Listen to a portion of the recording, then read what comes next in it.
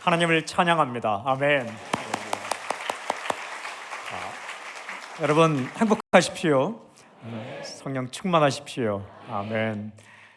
3일 동안 이렇게 함께 예배드리고 또 저는 메시지를 전하지만 저도 듣는 입장으로 항상 설교합니다.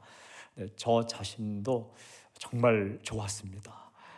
새벽과 저녁으로 이렇게 말씀을 선포하면서 제 자신을 좀 더 돌아보게 되었고, 그래, 이게 교회지, 맞지 하면서 다시 한번 또 충성하기로 결단하는 시간을 가졌고, 낮 시간도 아주 잘 쉴 수 있게끔 배려해 주셔서 얼마나 감사한지 모릅니다. 오늘 주제는 성실, 열심히 일하시다 입니다. 뭐 하루 종일 일하고 왔는데 또 일 얘기냐? 일 얘기입니다. 뼈 빠지게 일하는데 또 일 얘기냐? 일 이야기입니다. 왜냐하면 일이 중요하기 때문에 그래요. 일을 잘 하면, 잘 감당하면 행복이고 보람이고, 일을 하긴 하되 이 잘못된 태도로 하게 되면 본인도 고생이고 가까이 있는 사람도 고생이기 때문에 그렇습니다. 오늘 이 말씀 보면 집에 들어가시니 무리가 다시 모임으로 식사할 겨를도 없는지라. 쉬운 얘기예요. 예수님은 밥 먹을 식사하실 겨를도 없이 일하셨다라는 거예요. 평생토록 그렇게 일하신 건 아니에요. 어떨 때는 식사할 겨를도 없이 일하셨다, 열심히 일하셨다는 거예요. 짜증내지 않고 피하지 않고 열심히 일하셨다라는 거예요. 일이 뭘까? 일은 선물입니다.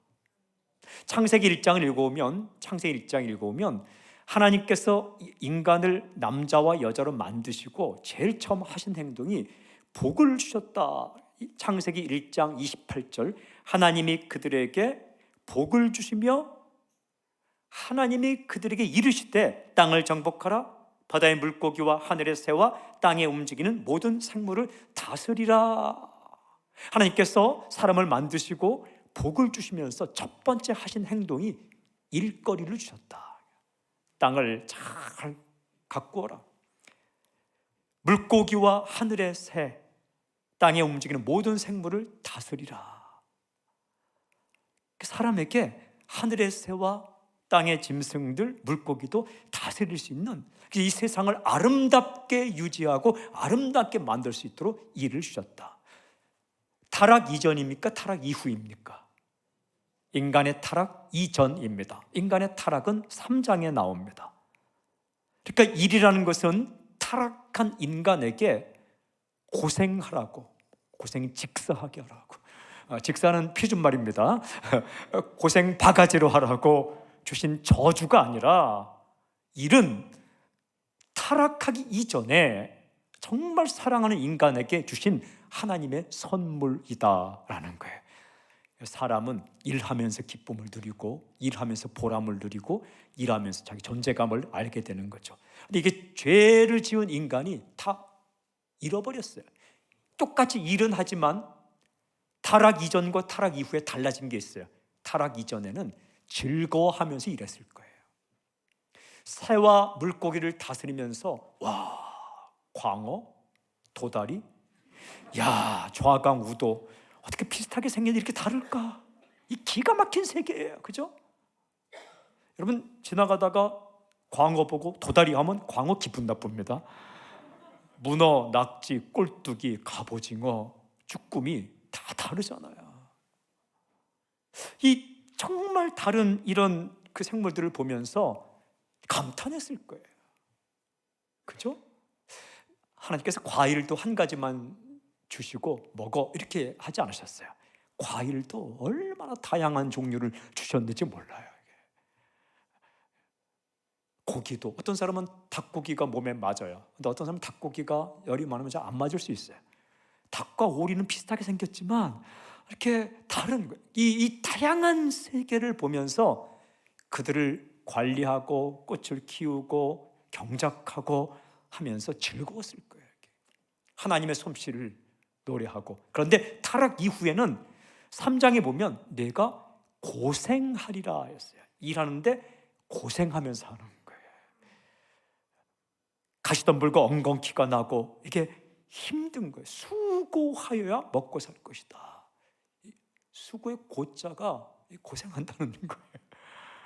일이 힘들어진 거예요. 하지만 우리가 예수님을 만나면, 예수님을 믿으면 깨어진 하나님의 형상이 회복되고 깨어진 인간의 본래의 모습이 회복되는데, 그 회복되는 모습 가운데 한 가지가 일을 즐겁게 감사하며 하게 된다. 그렇게 일하신 분이 예수님이세요. 그래서 때로는 식사할 겨를도 없이 열심히 일하셨지만 주님께서 짜증내지 않으셨다라는 거예요. 일은 하나님의 선물이에요. 그래서 우리가 이 세상에 살면서, 또한 우리 교회가 이 세상 한복판에서 존재하면서 정말 즐겁게 해내고 아름답게 해내고 올바른 방법으로 해내고 그렇게 할 수 있는 선물이 바로 일입니다. 저는 선포합니다. 일평생 살 동안 아름다운 일 많이 할 수 있길 바랍니다. 손온사랑 교회 가운데 하나님께서 하시고 싶은 일이 많이 맡겨지길 바랍니다. 어떤 목사님이 좋은 목사님이실까? 하나님께 기도하며 가서 일거리 많이 따오는 목사가 좋은 목사예요. 생전 하나님 앞에 가서 그거 안 합니다. 그거 안 합니다. 그게 아니라 아멘. 이 지역 복음화 우리가 감당하겠습니다. 그렇게 기도할 때마다 하나님이 원하시는 일을 이렇게 받아갖고 와서 성도님들에게 이렇게 나눠주는 거예요. 분양하듯이. 분양하듯이. 저는 담임 목사로서 그런 마음이 들었어요. 성도님들이 이 땅에 살면서 보람 있는 일을 할 수 있도록 그렇게 하나님께 그런 일을 받아서 나눠줘야 되겠다. 그런데 하나님께서 무슨 일을 하든지 우리에게 주시는 일의 핵심이 있어요. 그것은 요한복음 5장 21절에 보면 예수님 이렇게 말씀하세요. 아버지께서 죽은 자들을 일으켜 살리심같이 아들도 자기가 원하는 자들을 살리느니라. 하나님께서 하시는 일의 한복판에 예수님께서 일하시는 핵심이 뭐냐면 살리는 일이에요.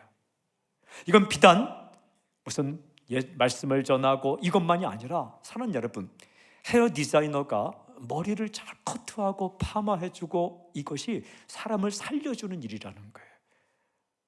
기분이 우울할 때 미용실 다니면 어때요? 기분 좋지 않아요.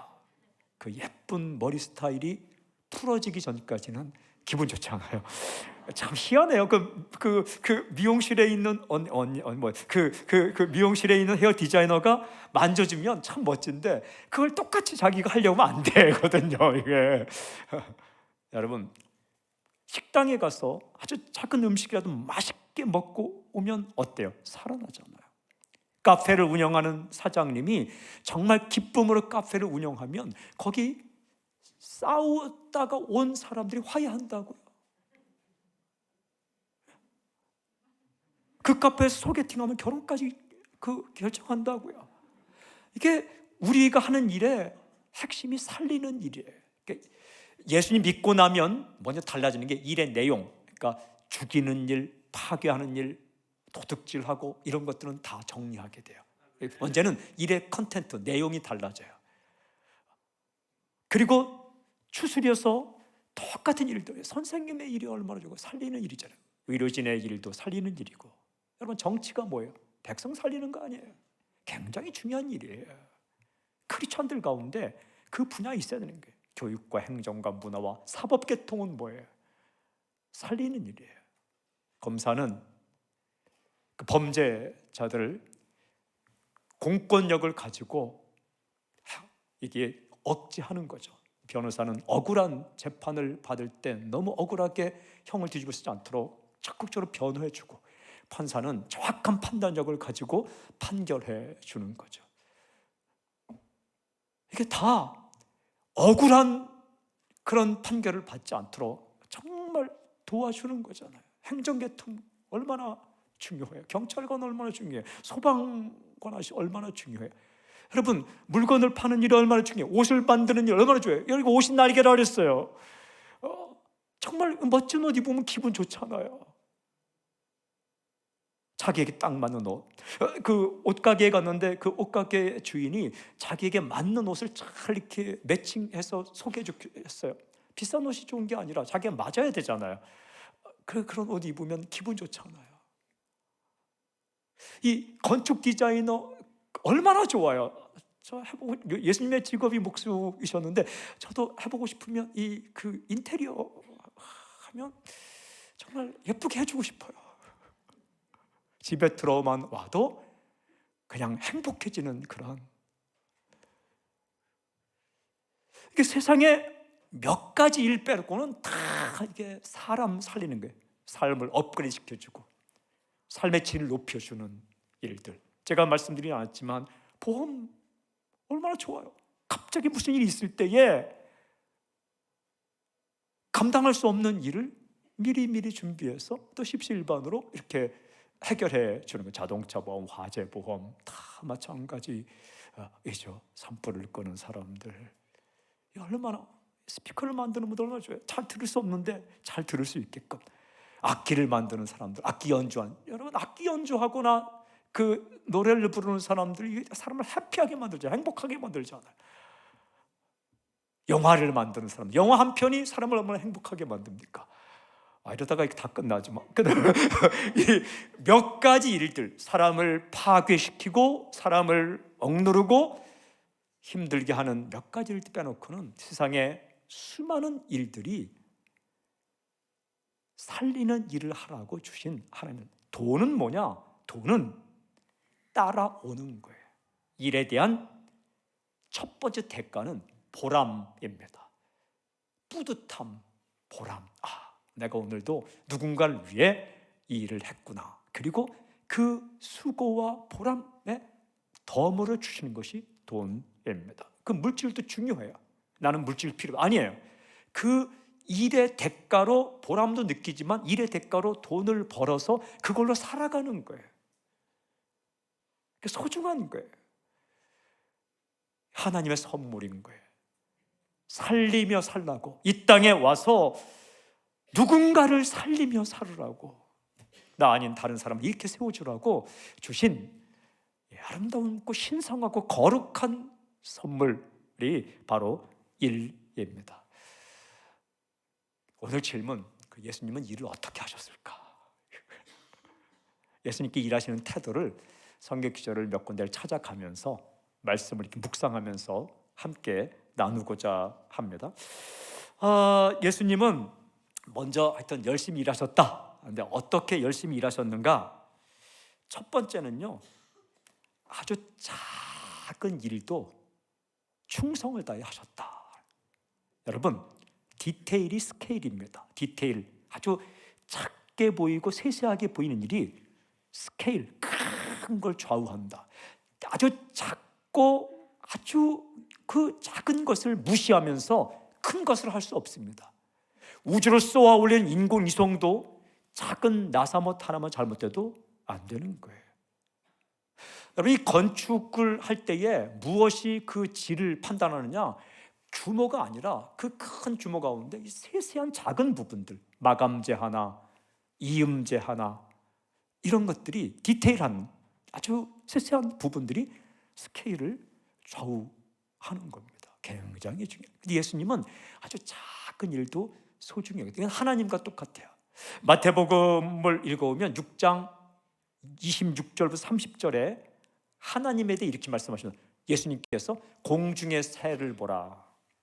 심지도 않고 거두지도 않고 창고에 모아들이지도 아니하되 너희 하늘 아버지께서 기르시나니. 하나님이 새 한 마리도 기르신다는 거예요. 이렇게 말씀하세요. 들의 백합화가 어떻게 자라는가 보라. 오늘 있다가 내일 아궁에 던져지는 들풀도 하나님이 이렇게 입히시거든. 들풀 하나도 하나님께서 입히신다. 우리 같아서는 어떻게 해와 달과 별을 만드신 하나님, 바다를 만드신 하나님, 천지를 만드신 하나님께서 들풀 입히는 일을 하실까? 예수님께서 하나님을 소개하면서 새 한 마리, 들풀 하나, 꽃 한 송이, 그걸 피우는 일도 소중하게 하나님이 생각하신다. 여러분, 이까짓 일 그거 없다. 예수님 믿고 나면 아주 작은 부분이 소중하게 그 예수님은 어린아이들이 가까이 왔을 때 사람들이 막았잖아요. 근데 어린아이 하나가 내게 오는 것을 막지 말라. 천국이 이런 자들의 것이니라. 교회는 아주 작게 보이는 사람, 작게 보이는 일, 그것도 소중하게 여길 때 진짜 예수님을 따라가는 공동체가 되는 겁니다. 사랑하는 여러분, 우리가 살아갈 때 주어지는 일들이 규모가 크게 보일 수 있고 작게 보일 수 있어요. 하지만 그 작게 보이는 한 가지 일, 또 작게 보이는 사람, 그 사람을 향해 우리가 선을 베풀고 그 일을 하는 것이 이게 영성이라는 거예요. 예수님의 영성입니다. 마태복음 25장 21절에 보면 내가 작은 일에 충성하였음에 내가 많은 일을 네게 맡기겠다. 착하고 충성된 종아, 작은 일에 충성된 사람을 주님께서 좋아하신다. 예수님 목 쓰셨어요. 예수님께서 만약에 의자를 만드시면 어떻게 만드셨을까? 이까지 의자, 장롱이나 잘 만들지 무슨 의자야. 아주 정말 정성스럽게 만들었을 겁니다. 식당을 운영하더라도 11시까지 마감이다 하면 10시 30분에 들어오는 초라한 한 사람에게 정말 친절히 대하는 사람이 영성 있는 크리스찬이라는 거예요. 청소해야 되는데 왜 이제 옵니까? 그러면 마감을 10시 30분으로 하든지. 굉장히 이게 중요한 거예요. 단체 손님만 중요하지 않고 혼자 오는 손님도 정말 최선을 다해 그에게 서빙하고 맞이하는 것, 이게 크리스찬. 100만 원짜리 손님도 중요하지만 그 메뉴에 1만 원이 있다면 그 만 원짜리 손님도, 아니면 5천 원이 있다면 5천 원짜리 손님도 최선을 다해 사랑으로 대하는 그것이 크리스찬이에요. 저는 라면을 좋아해요. 저는 라시잖아요. 제 별명이 라면이에요. 라면 라시예요. 근데 어쨌든 그래서 그 라면이 보통 뭐 3,000원, 3,500원, 요즘 막 4,000원까지 막 하고 그러는데, 때로는 그 두 가지 경우에 라면이 먹고 싶어 딱 그거 먹고 김밥 하나 시키지만 그렇게 먹을 때도 있고, 또 하나는 돈이 또 마땅치 않아서 그거 먹을 때가 있습니다.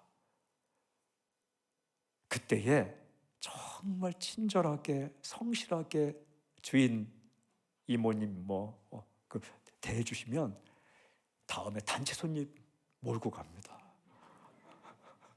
근데 푸대접하면 목사라서 욕은 못하지만 안 갑니다. 이게 사람이 작은 일, 작게 보이는 한 사람, 그것도 소중하게 여길 때에 거기서부터 진짜 인생의 부흥이 시작되는 거예요.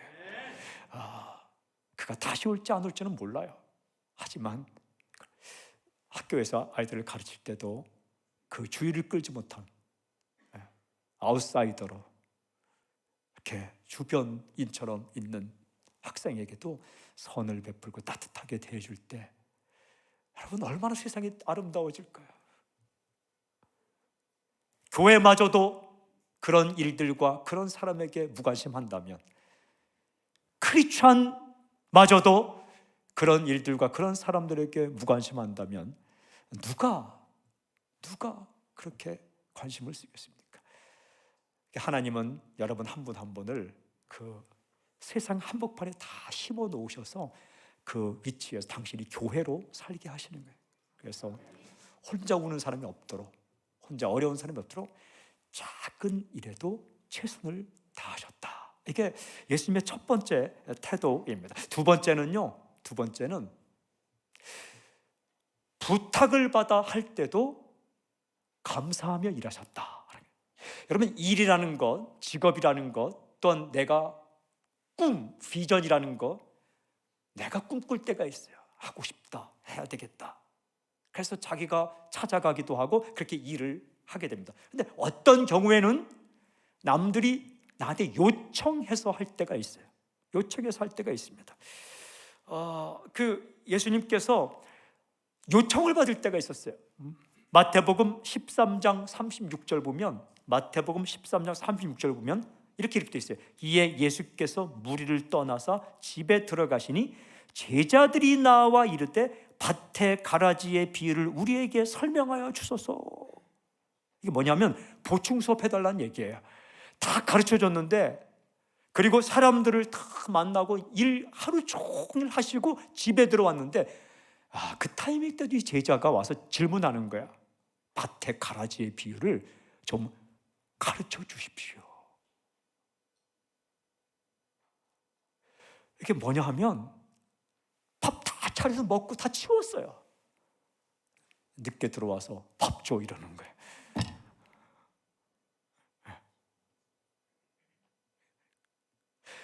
끝났어요. 짐 쌌어요. 짐 싸고 가려고 하는데 그냥 요청하는 거예요.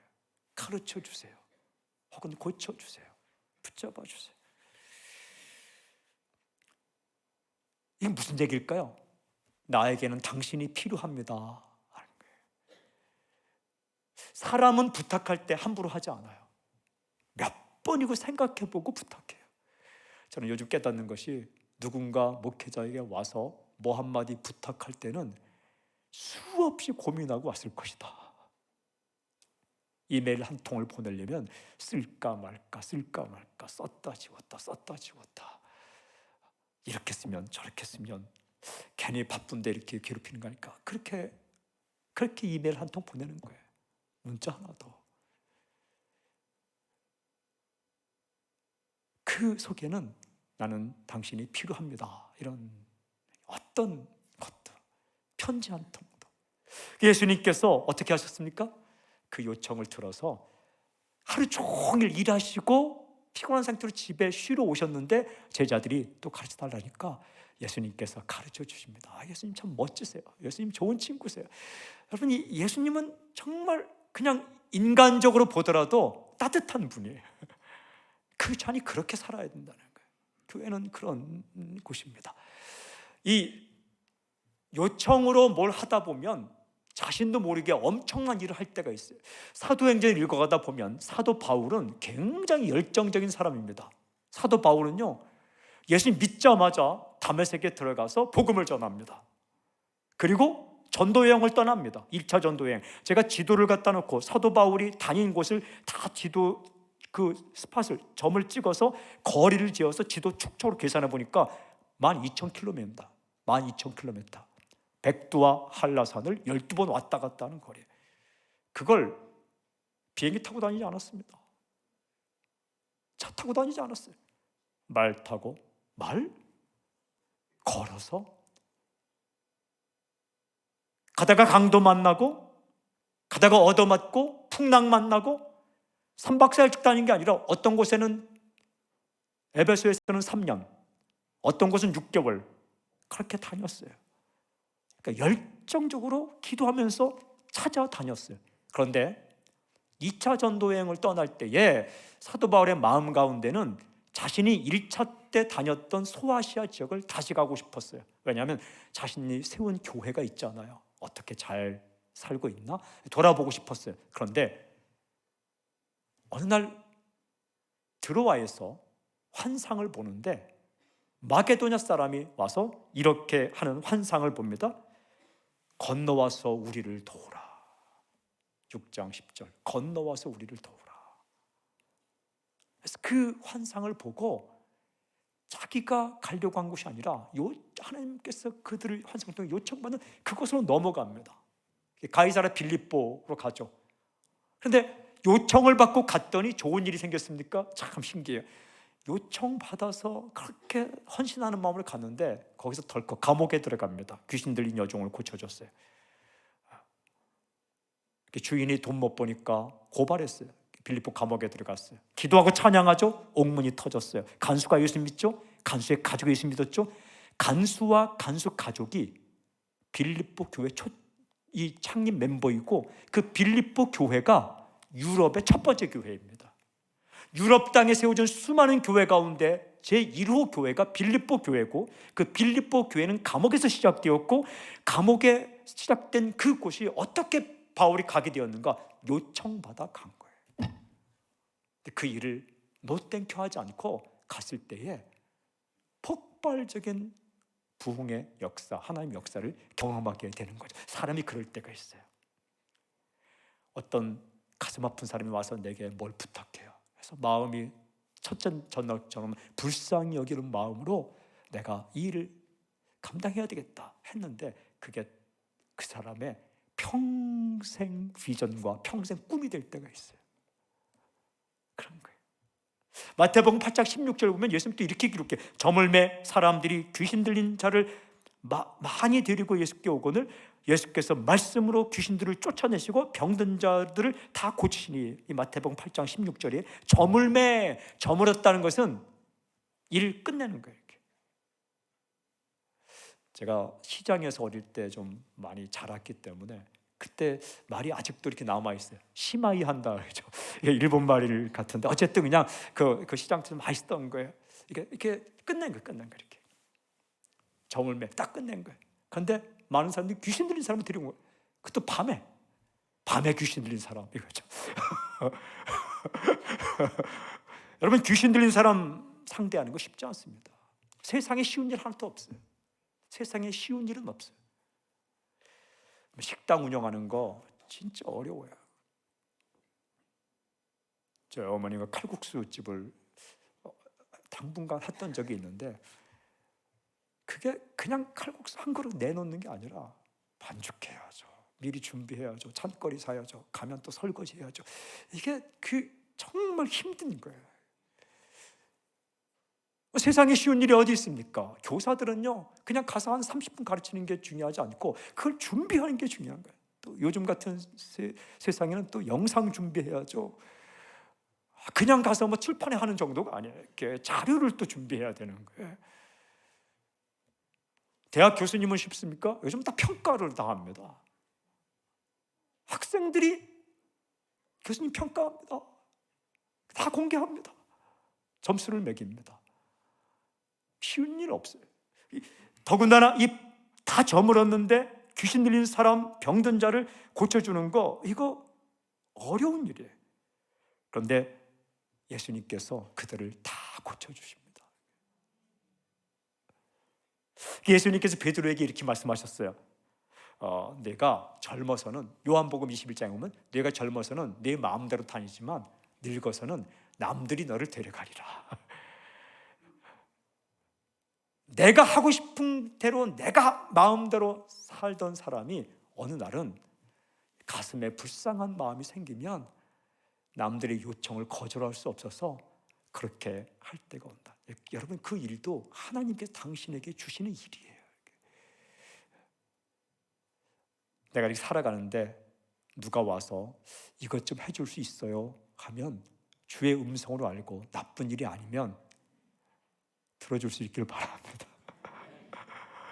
근데 그 일이 시발점이 되어서 당신의 인생에 새로운 길이 열릴 수도 있다. 부탁을 받아 하는 일도 최선을 다했다. 그 예수님의 말씀. 세 번째는 뭐냐 하면 상황에 관계없이 본질에 집중하다. 상황에 관계없이 본질에 집중하다. 우리는 이곳저곳 떠돌아다녀요. 이곳저곳 떠돌아다녀요. 예수님도 두루 다니셨어요. 저는 선포합니다. 이 땅에 살면서 두루 다니는 복이 있길 바랍니다. 나는 고향 땅 떠나지 않을 거야. 그냥 지구에 산다 생각해. 지구. 누가 저한테 묻더라. 어디에 사세요? 저 지구에 삽니다. 지구를 떠나면 천국. 둘 중에 하나예요. 지구에 살든지 천국에 살든지. 뭐 어느 도시에 살아요? 그냥 지구입니다. 지구. 그런 마음으로 살아요.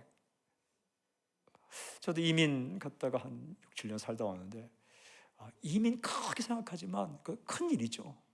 근데 거기도 지구예요. 그냥 수원이냐 안양이냐 서울이냐 평택이냐 천안이냐 거기지 뭐 그게 그죠?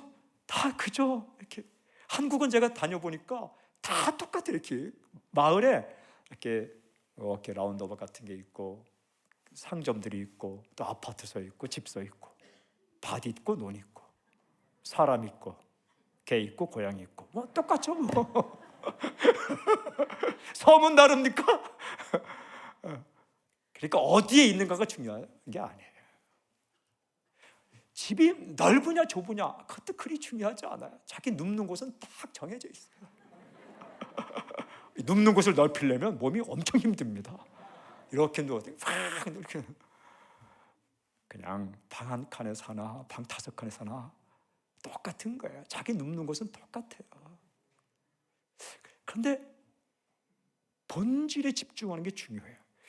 마태복음 4장 23절 보면 이런 말씀입니다. 마태복음 4장 23절, 예수께서 온 갈릴리에 두루 다니사 그들의 회당에서 가르치시며 천국 복음을 전파하시며 백성 중에 모든 병과 모든 약한 것을 고치니라. 예수님은 갈릴리 전역을 두루 다니셨는데 다니시는 곳마다 동일한 일을 하셨어요. 뭐냐면 가르치시고 고치시고 그리고 전파하셨다.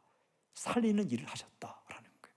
우리는 대도시에 있다가 어느 쪽으로 파견 나가면 좌천됐다고 생각해요. 아니에요. 하나님이 당신을 보내신 거예요. 제가 이렇게 서울 큰 교회에서 이렇게 사역하다가 꿈을 가지고 캠퍼스로 지원해서 갔는데 가서 한 학기에 대학생이 500명이 예수님을 영접했어요. 놀라운 일이지 않아요? 그러니까 하나님은 그런 일을 보게 하신 거예요. 이렇게 채플 때마다 당신은 사랑받게 태어난 사람 불렀는데 어느 날 제가 캠퍼스를 가는데 청바지 찢어 입고 담배를 피우면서 남학생이 당신은 사랑받게 이렇게 하더라고요. 태어난 사람 하도 불러서.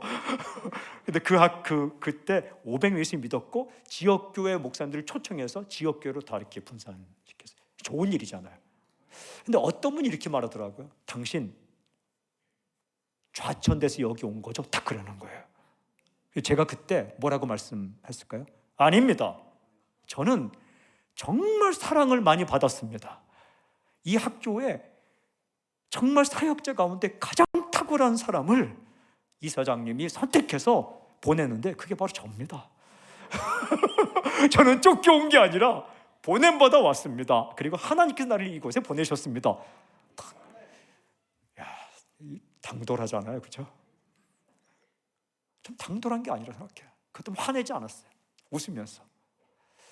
조금 지나니까 그분이 말씀한, 정말 당신은 탁월한 사역자인데 보냄받아 왔군요. 그분들이 이제 제가 있던 데 와 보니까 거기 사람들이 막 환영하고 좋아하고 하니까 가장 그 소중한 사람을 보냈다는 걸 알게 된 거예요. 기죽을 필요 없는 거예요. 뭐든지 교만할 필요 없지만 기죽어서도 안 돼요. 교만과 비굴은 똑같아요. 그냥 어느 자리에 있든지 자기 할 거 하면 되는 거예요. 예를 들면 회사를 다니는데 힘든 일이지만 한적한 부서 거기 됐다. 사랑 여러분, 예수 믿는 사람으로서 그냥 최선을 다하세요. 거기서 정말 일거리가 없다. 거울 보고 웃는 연습이라도 하세요. 안녕하세요. 안녕하세요. 안녕하세요. 할 수 있는 일부터 하세요. 깨끗하게 만들고. 우리 민족이 참 위대한 역사가 있는데 힘들고 어려울 때 북간도 쪽에 살던 분들이 그곳에 가서 아름다운 타운을 건설합니다. 이렇게. 예레미야 29장을 읽어보면 11절 13절에 예루살렘을 떠나서 바벨론으로 포로로 잡혀가 있는 이 백성들에게 너희를 향한 나의 생각은 내가 아느니 재앙이 아니라 평안이다 말씀하시면서 그 앞부분에 29장 1절부터 10절까지는 무슨 말씀하냐면 거기서 결혼해라 이렇게. 포로로 잡혀갔다고 에휴 이제 인생 끝났어 생각하지 말고 결혼해라, 아이 낳아라, 농사 지어라. 그게 고향 땅을 떠나 포로로 잡혀가서 바벨론 땅에 가 있는 백성들에게 전하는 하나님의 메시지인데 예레미야를 통해서 그 메시지를 주는 거예요. 또 그런 상황에 있다고 낙심하고 절망해서 아무 일도 하지 않는 게 아니라 똑같이 살아라. 결혼하고 아이 낳고 아이들 결혼시키고 그리고 밭 깔고 하나님을 기억하며 그곳에서 백성답게 살아라. 언젠가 70년이 차면 너희를 다시 돌아오게 할 것이다. 여러분, 그냥 내가 원치 않는 곳에 갔다고 막 낙심하고 살면 70년이 지났을 때 하나님께서 그를 쓰시고자 할 때 정말 꽝인 거예요. 꽝. 쓸 수가 없는 거예요. 하지만 그 기간을 잘 견디면 하나님께서 다시 그를 옮기고자 할 때 아름답게 쓰임받는 거예요. 예수님은 두루 다니시면서 할 일을 반드시 하셨다라는 거예요. 아까 또 읽었지만 마태복음 8장 16절에 보면 저물매 때 우리는 때를 맞아요. 때가 아닙니다. 이런 때에 한다고 뭐가 되겠습니까? 다 끝난 것 같은 때에 사람들이 몰려오면 예수님은 본질을 또 했었어요. 고쳐주고 치료해주고. 우리는 장소 탓, 이런 장소에서는 우리는 때 탓, 이런 때는, 이런 시절은 아니에요. 전도서를 읽어보면 전도서 11장 4절에 이런 말씀이 있어요. 풍세를 바라보는 자는 파종하지 못할 것이요 구름을 바라보는 자는 거두지 못할 것이다. 못하리로다. 무슨 이야기냐면 풍세는 바람의 세계예요. 바람이 막 부는 것, 이게 상황이죠. 상황, 처지. 바람이 부는 것을 바라보는 자는 파종, 씨 안 뿌린다는 거예요. 이스라엘에서는 씨를 뿌릴 때에 이렇게 흩날려 뿌리기 때문에 이게 씨가 어느 정도 날아가서 땅에 떨어져요. 그래서 어떤 건 길가, 어떤 건 돌짝바, 어떤 건 가시덤불, 어떤 건 좋은 땅. 그 얘기에 그런데 바람이 싹하게 불면 씨를 뿌리면 남해 밭에 가서 떨어지고 멀리 날아가기 때문에 너무 바람이 셀 때는 파종을 하지 않는 거예요. 구름이 먹구름이 낀 거, 구름이 꼈네. 이 사람은 거두지 않는다. 이 추수에서 거두려면 햇빛이 쨍쨍 나야 되는데 구름만 바라보는 자는 절대 낯을 들지 못한다. 이게 뭐예요? 상황만 바라보는 자는 뭔가를 하지 않는다라는 거예요. 굉장히 중요한 말씀인데 상황이 어렵더라도 할 일이면 하라라는 거예요. 여러분, 오늘 구름이 있다가 내일 햇빛이 날지 누가 알아요? 지금 바람이 부는데 그 바람이 잦아질 때 누가 알아요? 눈물을 흘며 씨를 뿌리듯이 상황을 바라보지 않고 할 일이면 최선을 다하는 것. 때를, 지금 이때 아닙니다. 저는 이렇게 목회자니까 한 번은 한국에 이제 들어왔는데 지하철을 탔어요. 그런데 허름하게 이제 입고 이렇게 탔는데 알아보는 거예요. 누가? 좋을까요? 기쁠까요?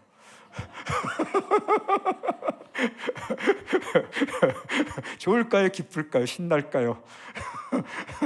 그래서 이제 좋았어요. 그랬더니 제가 예전에 지도한 청년이었어요. 예구로 가기 전에. 그래서 너 요즘 뭐 하냐? 대학원 다녀요. 요즘 잘 지내? 못 지내요. 그래? 말해서 못 지내면 진짜 못 지내는 거예요. 그래? 기도해 줄게. 바로 안수기도 하더라고요. 안수기도. 침 튀기면 기도합니다. 침을 뱉지는 않습니다. 지하철 얘기면 어떻습니까?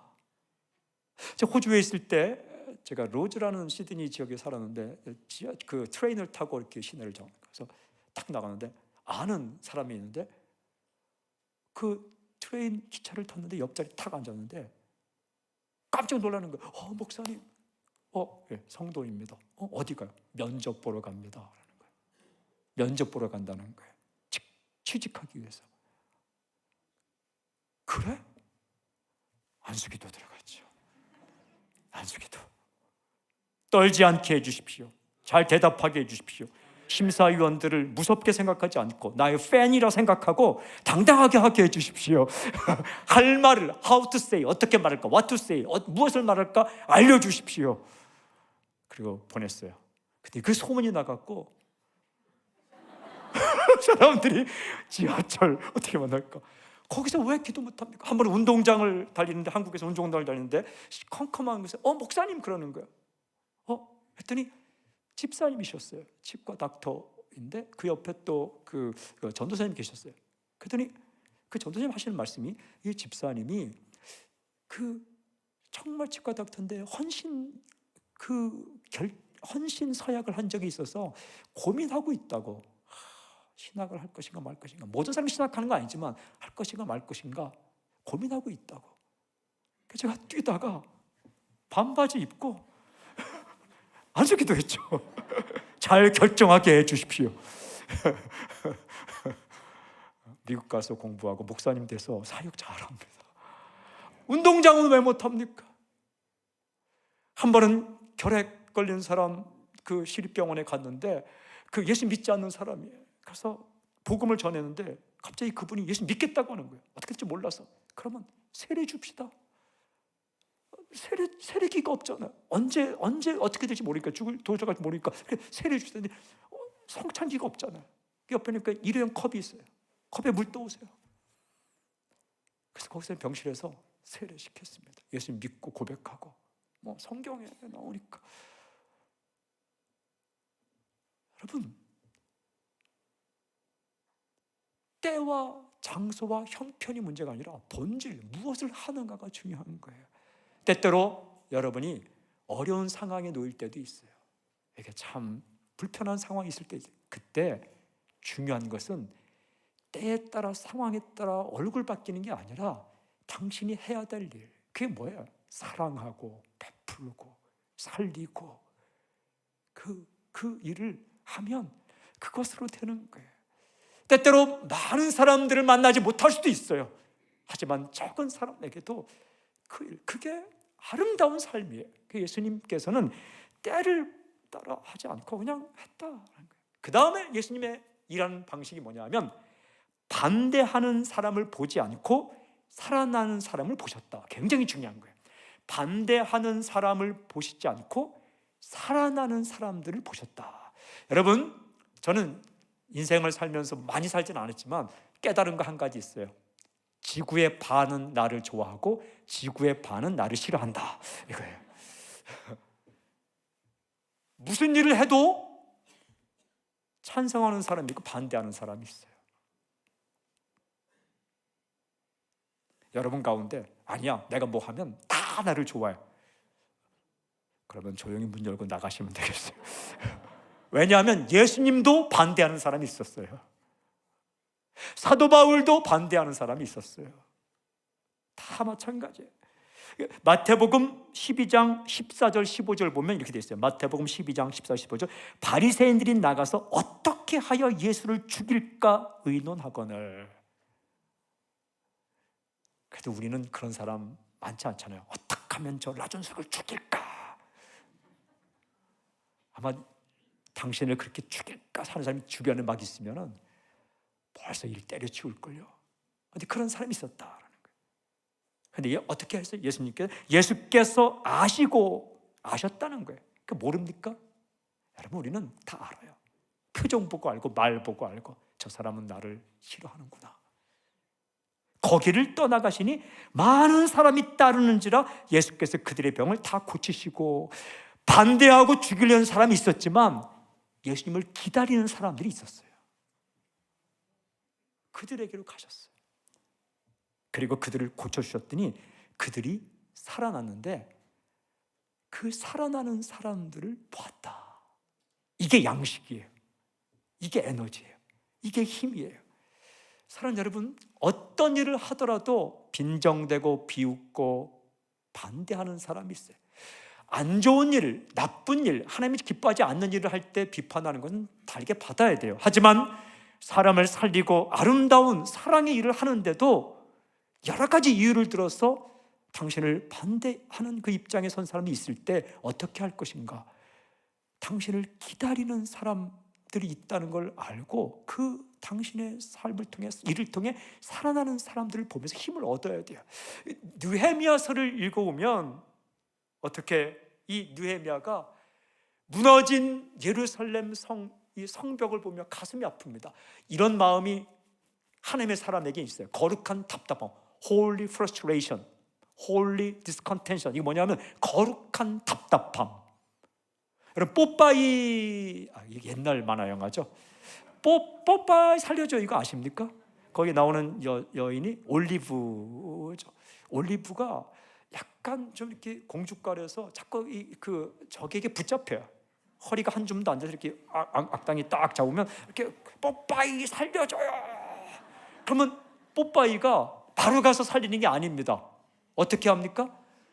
막 답답한 거예요. 먼저 저걸 구해내야 되는데, 내 사랑하는 연인을 구해내야 되는데 힘은 없고 거룩한 답답함, 이게 아닌데 어떻게, 이게 아닌데 하다가 시금치를 먹고 뽀빠이가 구해내죠. 그때 이 뽀빠이가 사랑하는 여인 올리브가 잡혀있을 때 이건 아닌데 구해낸데 그때 느끼는 그 답답함, 그게 하나님의 사람에게 있어야 된다는 거예요. 세상이 이러면 안 되지. 힘들어하면 안 되지. 이 타락한 세상, 어려운 세상, 어지러운 세상을 바라보며 거룩한 답답함을 느끼며 큰 날개짓은 아니더라도 나라도 내 있는 곳에서 작은 날개짓이지만 내가 그렇게 행해야겠다. 저는 잊을 수 없는 그 집회가 있는데요, 한동안 집회할 때는 하루에 막 3곳, 4곳을 다니면서 했어요. 요즘 트로트 가수들이 행사하는 것처럼 그 당시 참 많이 이렇게 막 서울, 대전, 부산 이렇게. 그런데 한 번은 목포에서 연락이 왔어요. 목포 고등학교, 굉장히 그 당시에 좋은, 예전이니까 목포 고등학교에서 강당을 빌려 집회를 하고 싶은데 목사님 와줄 수 있냐? 그랬더니 그걸 고등학생이 전화를 거는 거예요. 목포 고등학교 학생회장. 근데 그 학생회장이 크리스찬이었어요. 목포 고등학교는 크리스찬 학교가 아니에요. 교장 선생님이 그 당시에 불교 신자이셨어요. 여러분, 불교 신자이면서 그 크리스찬 학교도 아닌데 상식을 생각해서 그 부흥회를 허락하는 게 어렵잖아요. 그게 그분이 나쁜 분이 아니라 그 생각해보세요. 그 크리스찬인데 뭐 불교 집회한다면 이렇게 허락하는 게 쉽겠어요? 그거 어렵잖아요, 그죠? 그러니까 반대하는 것인 거예요. 근데 이 학생이 꼭 자기네 학교 강당에서 집회를 하고 믿지 않는 친구들을 전도하고 싶고 그렇게 생각하다가 라존석 목사님을 생각했다는 거예요. 저는 감사하죠. 내가 갈 수 있다. 그런데 심한 반대에 부딪힌 거예요.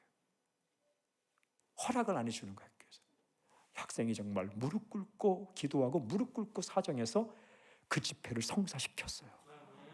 그 제가 내려갔죠. 저만 안 내려가고 한 50명 밴드팀, 싱어팀, 워십댄스. 그 당시에 워십댄스 그 FL이라고, 그 당시에는 바게스트 워십댄스 팀. 이렇게 그 워십댄스 팀과 함께 다 50명 정도 내려가서 트럭에 장비 싣고 버스에 사람 타고 딱 내려갔는데 순순하게 그 집회를 준비한 게 아니었어요. 하지만 한편에서는 함께 꿈을 나누는 친구들이 있었던 거예요.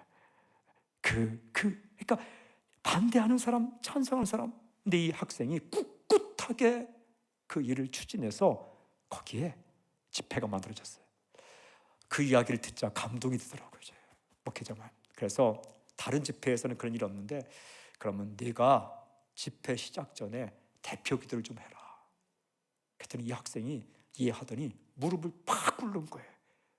대표 기도 무릎 꿇고 마이크에 대고 기도하는 거예요. 학교에 복음 와봐, 목포에 복음 와봐. 선교사가 따로 없더라고요. 눈물이 나는 거예요. 그래서 최선을 다해 메시지를 선포하고 거기서 정말 외치고 기도하고 춤추고 기도하는데 아직도 그 목포 고등학교 강당에서 집회를 잊을 수가 없어요. 그래도 그 학생이 그걸 이뤄내더라고요. 여러분, 느헤미야가 성벽을 보면, 무너진 성벽을 보면서 가슴 아팠어요. 그래서 성벽을 쌓자. 그런데 반대하는 사람도 있었어요. 산발랏, 도비야, 게셈. 이름도 이상해요. 하여튼 산발랏, 도비야, 게셈. 그들이 반대하는 거예요. 느헤미야 4장 3절에는 이렇게 됐어요. 암몬 사람 도비야는 곁에 있다가 이르되 그들이 건축하는 돌성벽은 여우가 올라가도 곧 무너지리라. 정말 얄미운 말이에요. 무슨 말이에요? 야, 그 쌓은 성벽은 여우가 올라가도 무너질 거다. 야, 그걸 성벽이라고 쌓는 거냐? 발로 쌓아도 그것보다 낫겠다. 빈정거리는 거예요. 조롱하는 거예요. 어디 두고 보자. 근데 느헤미야가 어떻게 합니까? 한 손에 창, 방패, 한 손에 망치 들고 그것을 계속합니다. 52일 만에 완성합니다. 놀라운 사실은 50일 만에 완성되자 느헤미야 읽어보면 빈정거리는 사람들의 빈정할 말이 싹 사라집니다. 안개처럼. 여러분, 반대하던 사람들은, 조롱하던 사람들은, 비웃던 사람들은 그 하나님의 일이 되는 것을 보면 그날로 입 다뭅니다. 왜 비난해? 왜 조롱해? 왜 욕해? 말할 필요 없어요. 해야 할 일을 꿋꿋하게 하면 열매 맺는 그날 그 말이 다 사라집니다. 사랑하는 여러분, 그래서 반대하고 조롱하는 사람 있으면 몰라주는 사람을 보면서 너무 슬퍼하지 마세요. 그냥 내가 이 선한 일을 할 때 살아나는 사람들을 보면서 그걸 에너지로 삼아서 꿋꿋하게 가세요. 여러분, 예수님은 바리새인들이 죽이려고 해도, 서기관들이 막아도 꿋꿋하게 그 길을 가셨어요. 십자가의 길을 꿋꿋하게 가셨어요. 하나님의 사역자들이 다 그렇게 시작되는 거예요. 하물며 예수님께서 반대하는 사람들을 경험했고, 사도 바울도 반대하는 사람을 경험하고, 하나님의 사람들이 반대하는 사람을 경험했다면 우리도 마찬가지인 거예요. 그런데 여러분, 우리 고상하게 살고 아무 일도 하려고 하지 않으면 반대도 없어요. 하지만 하나님의 선한 일, 이 사람이 살아나는 일을 죽도록 싫어하는 존재가 사탄이에요. 마귀예요. 참 이 선한 일을 하려고 하면 항상 이 어려움이 따라와요. 하지만 그것을 뚫고 나가면 그 길 끝에서 주님을 보는 거예요. 우리가 매일 부르는 나의 가는 이 길 끝에서 내가 주를 보리라. 끝까지 갈 때 갈라디아서 6장 9절에 이런 말씀이 있어요. 갈라디아서 6장 9절에 우리가 선을 행하되 낙심하지 말지니 포기하지 아니하면 때가 이름에 거두리라. 포기하지 아니하면 때가 이름에 거두리라. 어떤 일? 선을 행하되, 선한 일이라면, 올바른 일이라면 꿋꿋하게 가다 보면 열매 맺을 날이 있을 것이다. 예수님이 그렇게 하셨기 때문에 내가 산 거예요. 당신이 산 거예요. 우리가 산 거예요. 주님이 그 길을 가시다가 반대하는데 때려치우자 하면 어떻게 구원 역사가 있겠어요? 이 인류를 향한 사랑이기도 하지만 묵상하는 가운데 여러분, 예수님께서 저 한 사람을 살리기 위해 그렇게 일하셨더라고요. 저 작은 사람, 저 고등학교 때 누구도 주목하지 않는, 근데 주님께서 아주 그 충청도의 구석에 있는 작은 고등학생 하나에게 주님이 관심을 가졌고 친구 보내주셨어요. 저 하숙집으로 선배 보내줬어요. 그래서 저를 부르신 거예요. 여러분, 그리고 이 한 사람을 끝없이 추적하면서 끝까지 포기하지 않으신 거죠. 십자가에 달리셔서 저의 죄를 용서하셨고, 그리고 제가 사고를 당했습니다. 고3 올라가면서. 근데 무슨 일인지 그때 사고를 당해서 이렇게 병원에 이렇게 깁스하고 있는데 무슨 생각이 들었냐 하면은 아무 생각이 없었어요, 실은. 이거 어떡하나? 이렇게 수학책 갖다 달라, 영어책 갖다 달라, 성문 종합 영어 그 당시에 그거 갖다 달라. 그 다음에 정석 수학책 갖다 달라. 제가 그 공부를 잘했거든요. 죄송해요. 교만이라 여기면 안 됩니다. 사실이니까. 이제 죄송해요. 그 이제 큰일 난 거예요. 고3 올라가면서 그 갖다 달라. 근데 그거는 무면허 운전수가 저를 받았거든요. 매형의 차를 끌고 나왔는데 브레이크를 밟았는데 엑셀레이터 밟아서 저를 주일 오후에 이렇게 친 거예요. 다행히 팍 튕겨 나가면서 다리는 부러졌는데 다른 곳은 어떻게 다행히 흙으로 떨어져서 괜찮은데 12월 2일 고등학교 2학년 3학년 올라가는 그 타임 때 시험을 쳐야 되고 정말 아무 생각이 없는 거예요. 근데 그 사람은 그 밤에 제가 정형외과 입원했는데 왔는데 또 우리 어머니가 그 사람이 또 배고프다고 라면을 끓였는데 그 사람은 그 라면을 다 먹는 거예요. 참. 근데 그날 밤에 그 저를 담당하고 있던 교육전사님이 오셨어요. 지금도 잊을 수 없어요. 교육전사님이 오시더니 저보다 5살 정도밖에 안 많았어요. 그 당시에. 저는 그때 굉장히 저보다 나이 많은 줄 알았더니 나중에 계산해 보니까 5살밖에 안 많아요. 그 사모님은 저보다 1살밖에 안 많고. 근데 그 전도사님이 저한테 성경을 읽어주는 거예요. 로마서 8장 28절 말씀. 우리가 알거니와 하나님을 사랑하는 자 곧 그의 뜻대로 부르심을 입은 자들에게는 모든 것이 합력하여 선을 이루느니라. 하시는 말씀이 모든 것이 합력하여 선을 이룰 거야. 뭐 그때 제가 막 그 영성 있는 막 그게 해서 아멘 이거 아니지만 그래 이게 말의 뜻은 이해했어요. 제가 이해력이 있기 때문에 이게 안 좋은 일이지만 좋은 일로 되는 계기가 되는구나. 그 병원에 있다 보니까 그때 제가 혼자 예수님 믿고 있었는데 제가 동생을 전도했어요. 이제 동생을 다니는데 그 개척교회였는데 그 개척교회에 나오는 정말 예쁘장하게 생긴 남자 고등학생, 예쁘장하게 생겼어요. 그때 그 성실한 이 학생이 교통사고를 당했으니까 이게 큰일 나기도 하고 해서 온 성도들이 신방을 오는 거예요. 개척교회니까 계란도 삶아오고 꽃도 사오고. 근데 저는 또 좋더라고요. 왜냐하면 막 여학생들이 와서 막 그 신방하고 그러니까. 근데 오시는 분들마다 무슨 얘기를 하냐면 준석이 아버님 교회 나오셔야죠. 준석이 어머님 교회 나오셔야죠. 다 그 얘기하는 거예요. 성령 충만한 성도들이. 하여튼 그러니까 그런데 우리 아버지가 그 얘기를 들으시면서 교회를 나오실 결정을 한 거예요. 근데 알고 보니까 우리 아버지가 청년 때 청년회장이셨어요. 결혼도 교회에서 하셨어요.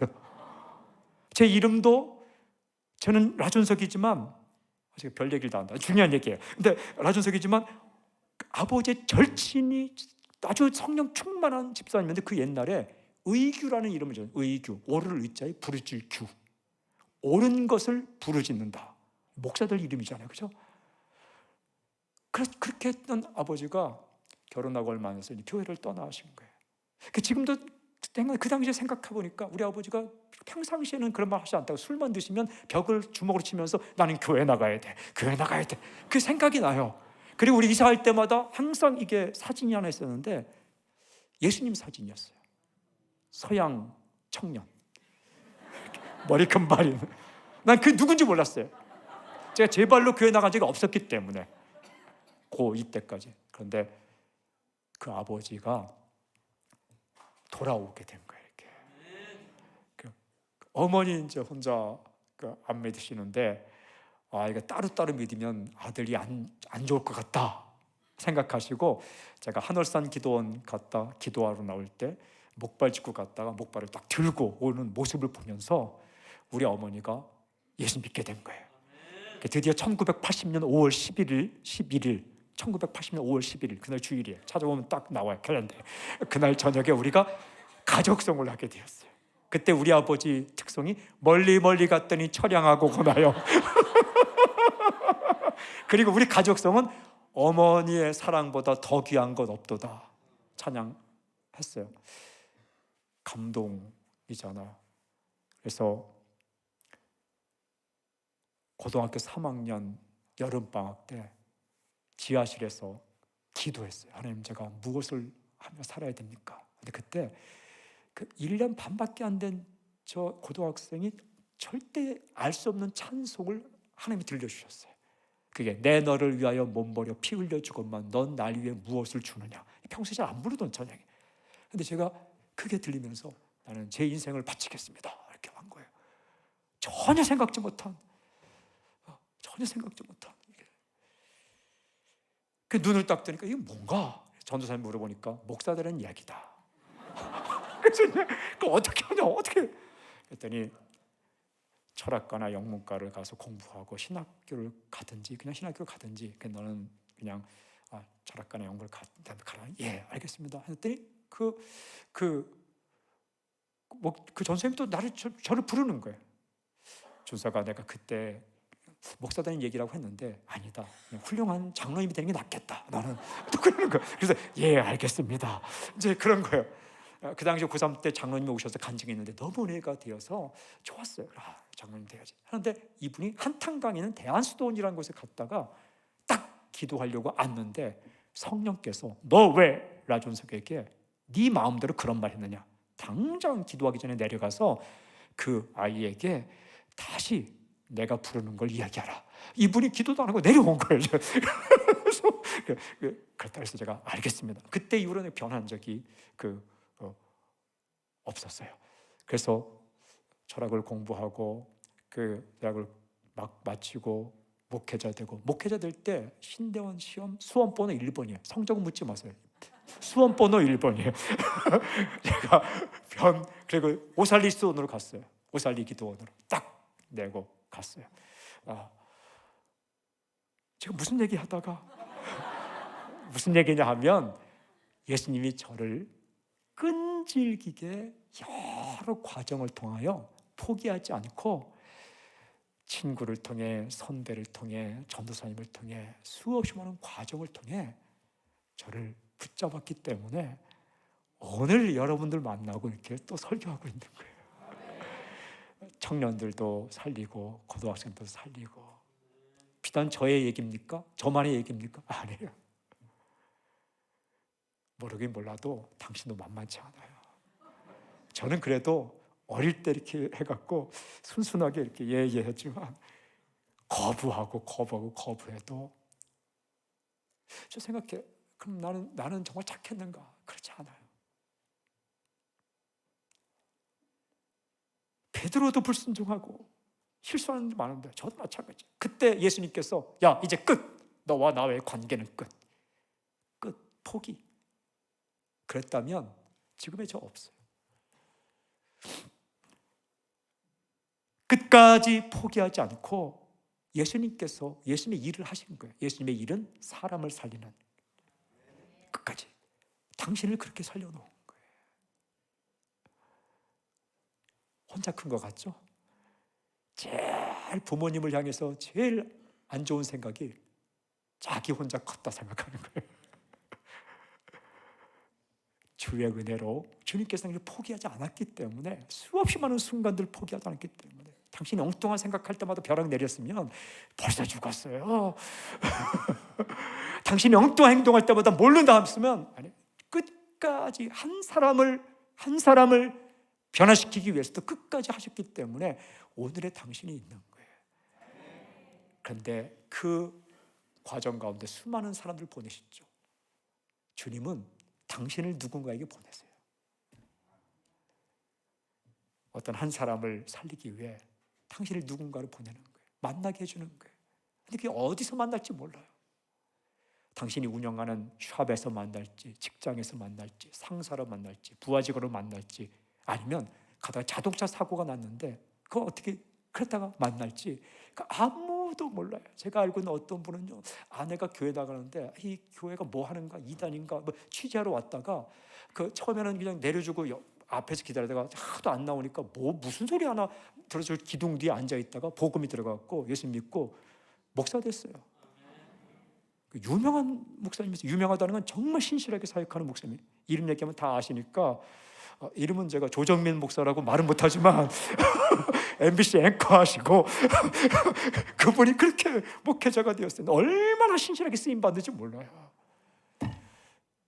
정말 나이는 저보다 훨씬 많지만 친구처럼, 형님처럼 늘 절친으로 지내는데 다 그런 거예요. 사랑하는 여러분, 우리가 이 땅에 살면서 이러저런 일을 만나요. 때로는 크게 느껴질 수도 있고 작게 느껴질 수도 있어요. 이런 일을 내가 해야 되나? 집안일도 마찬가지예요. 여러분, 빨래하는 일, 이거는 거룩한 일이에요. 여러분, 깨끗한 옷을 입히는 거, 이거 정말 소중한 일이에요. 반찬을 만드는 일 소중한 일이에요. 설교만큼 소중한 일이에요. 치우는 일, 거리를 치우는 일 기가 막힌 일이에요. 다시 서론 돌아갑니다. 머리 만져주는 일, 고쳐주는 일, 가구 만드는 일, 밥하는 일, 그 다음에 회사 하는 일, 다리 놓는 일, 건널 수 없는 곳에 다리 놓아주는 일, 얼마나 건축하는 일, 인테리어 하는 일, 돈의 유통관계, 은행 일, 이 다 기가 막힌 일들이에요. 근데 그 일을 자기 탐욕의 도구로 삼지 말고 내가 어떻게 하면 어려운 사람, 힘든 사람들을 살려줄까라는 생각을 하다 보면 착한 기업이 되고, 착한 기업이 되면 사람들이 거기 돈을 쓰고 돈은 따라오는 거예요. 그 식당이 정말 성실하게 재료 속이지 않고 그람 속이지 않고 하면 사람들이 오게 돼 있어요. 여러분, 내 시작은 미약하으나 내 나중은 심히 창대하리라 수원 온사랑교회 이게 있으면 그 현판을 걸고 음식을 맛있게 하든지, 아니면 그 현판을 내리고 음식을 맛없게 하든지, 내 시작은 미약하으나 내 나중은 심히 창대하리라 이 현판을 걸고 파마를 잘 하든지, 아니면 그 현판 내리고 대충 파마하든지, 그 현판을 걸고 빵을 맛있게 하든지, 아니면 그 현판을 내리고 대충 빵을 굽든지. 마지막으로 제가 정말 관심이 있어서 이 모라비안 교도라는 사람들이 있어요. 이렇게 선교를 많이 했던, 그 연구를 해봤는데 그들이 24시간 기도해야 했대요. 그리고 전 세계 선교사를 파송했대요. 요한 웨슬레를 변화시킨 사람이죠. 감동을 받아서 배 타고 가다가 그렇죠? 배 타고 가는데 웨슬레가 그 배미창에서 계속 풍랑치는데 기도하는 사람들 감동받아서 감리교가 탄생하고, 그 교도들을 이렇게 가는 기록을 읽다 보니까 24시간 체인 기도하고 철야 기도하고 세계 선교하고 이런 사람들의 행동 가운데 이런 기록이 있더라고요. 그들이 만드는 빵은 맛있었다. 그들이 만든 낫과 곡괭이 농기구들은 튼튼했다. 그게 영성인 거예요. 자신이 하는 일들을 최선을 다해 영성 있게 했기 때문에 그들의 선교 이것도 빛나 어떤 거예요. 크리스천들은 성실한 사람들이에요. 막스 베버가 쓴 프로테스탄티즘과 자본주의 정신이라는 책을 읽어보면 크리스천들이 가는 곳에는 잉여 재산이 생겼대요. 왜냐하면 성실하게 일하고 이렇게 탐욕을 부리지 않아서, 이것이 아름다운 진정한 좋은 자본주의예요. 욕심 있는 자본주의가 아니라 내 것도 내 거 이런 자본주의가 아니라 성실하게 일하고 시장 경제를 통해서 또한 잘 분배하고, 그리고 그 재화가 잘 절약돼서 쌓이는 좋은 자본주의가 이 프로테스탄티즘, 이 개신교가 가는 곳마다 성실한 크리스천을 통해서 이렇게 생기게 되었다. 여러분, 그 세상의 소망이 크리스천이에요. 그 가운데 우리 교회에 주님께서 하시고 싶은 일, 사람을 살리고 일으키고 희망을 주고 용기를 주고 정말 이 깨어졌던 감성을 살리고 낭망하고 절망하고 부쉈던 희망을 다시 일으키는 그런 일들을 교회에 주셨고 성도에게 주셨어요. 저는 여러분을 선포하고 축복합니다. 당신을 통해, 당신의 그 정말 성실성을 통해 누군가가 살아나는 놀라운 역사의 길을 좀 선포합니다. 따라해 봅시다. 집안일도 중요한 일이다. 중요한 일이죠. 집에 갔는데 먹을 것도 없고 어떻게, 아멘, 할렐루야, 할렐루야. 회사 일도 중요한 일이다. 시작. 작은 일이 중요하다. 할렐루야. 끝까지 가는 거다. 할렐루야. 아멘, 아멘. 반대는 있다. 아멘. 반대 많이 만나지 않길 바랍니다. 하지만 일하다 보면 피할 수 없어요. 장미에는 가시가 있어요. 가시가 없는 건 장미가 아니에요. 하나님께서 뭘 줄 때는 항상 이 가시가 있어요. 하지만 그 꽃을 봐야 돼요. 꽃을. 살아나는 사람들을 봐야 돼요. 혹시 여러분 가운데 요즘 이렇게 마음이 일 때문에 피곤하고 또 반대하는 사람들 때문에 피곤하고 했는데 이까지 일을 내가 해야 되나 이런 사람이 있다면 오늘 마음속에 내가 지금 현재 하고 있는 그 작은 일을 충성스럽게 하고 싶은 성령 충만함이 임하기를 바랍니다. 어떤 일을 하든 소중하게 할 때 얼굴이 펴고 마음이 펴고 힘이 생기고 곤비치 않고 독수리가 날기지 몰간 새 힘이 넘치는 놀라운 역사가 있을지어다. 우리 주님을 찬양합니다. 할렐루야. 우리 주님을 찬양합니다. 할렐루야. 아멘. 아멘. 저는 4번 설교도 있지만 오늘 마지막 설교를 저에게 맡겨준 거룩한 일이다 생각해서 열심히 했습니다. 성실하게 들어주신 여러분께 감사를 드립니다. 이 설교자가 눈을 부릅뜨고 그 말을 하나 더 듣고 싶어서 이렇게 쳐다보는 회중들이 있으면 좋은 의미에서 이게 막 미칩니다. 이렇게 더 흥분되고 그리고 이렇게 더 막 나눠지고 그러니까 좋은 회중이 좋은 설교자를 만드는 거거든요. 그런데 수원 온사랑교회 성도님들이 그렇게 바라봐 주시고 듣고 해서 저도 설교를 듣는 입장이지만 정말 감사함으로 설교할 수 있었습니다. 정들은 것 같아요. 잘 사십시오. 주님을 찬양합니다. 할렐루야. 네.